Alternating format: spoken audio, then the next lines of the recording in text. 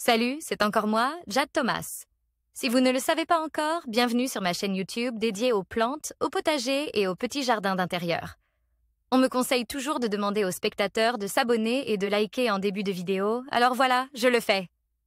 N'hésitez pas à me soutenir. Bon, je sens que je commence à trop parler. Passons directement au sujet de la vidéo d'aujourd'hui. Bonjour à tous. Dans cette vidéo, je vais vous parler d'un phénomène fascinant. Comment un légume, généralement considéré comme annuel, parvient à survivre à l'hiver. Je vais partager avec vous des astuces et des conseils sur les conditions qui permettent à ces plantes de résister aux rigueurs de la saison froide. Restez avec moi pour découvrir des exemples surprenants et des techniques de jardinage qui pourraient bien changer votre approche des cultures. C'est parti! Par Larry Hodgson, 4 mai 2018. Quand un légume annuel survit à l'hiver. Les tiges florales du chou peuvent dépasser la hauteur d'un homme. Source: Howard F. Schwartz, Colorado State University, Bigwood. Org. Si vous n'avez pas soigneusement nettoyé votre potager l'automne dernier, ce qui, d'ailleurs, n'était pas nécessaire de toute façon, il se peut que vous ayez la surprise de voir certains légumes laissés en terre recommencer à pousser et même, bientôt, fleurir. C'est que plusieurs des légumes annuels que nous cultivons ne sont pas vraiment des plantes annuelles, mais plutôt des bisannuelles. Choux, betteraves, bêtes à cardes, carottes, oignons, etc. Comme nous les récoltons pour la consommation dès la première année, nous ne les voyons normalement jamais fleurir ni produire de semences. Mais si, par accident ou volontairement, on les laisse en terre l'hiver, on découvre un tout autre aspect de ces plantes quand elles repoussent la deuxième année. En effet, si la première année les légumes bisannuels grossissent et emmagasinent des réservés, et normalement, on les récolte au fait de leur stockage. La deuxième année, ils les dépensent. Toute cette énergie mise de côté est investie dans la floraison et la production de semences. Ainsi, on peut voir un chou bien rond d'à peine 45 cm de hauteur s'élancer vers le ciel, formant un arbre ramifié de parfois 2 mètres de hauteur aux fleurs jaunes pâles ou blanches. La betterave n'est pas beaucoup plus modeste avec sa floraison verte sur une tige ramifiée rouge, on dirait une autre plante complètement. Fleurs de betterave. Source: www.naissance.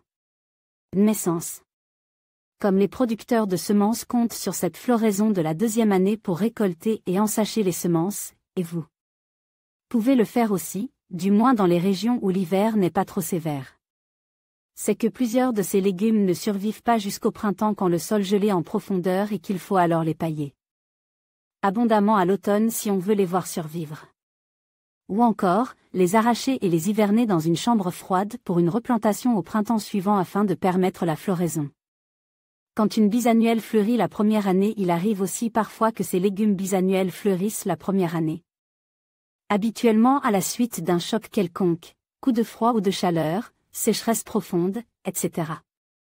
On dit qu'ils montent en graines, et cela est généralement considéré comme indésirable, car, dès que la floraison est initiée, la qualité gustative de la plante est souvent perdue et plusieurs deviennent même carrément indigestes.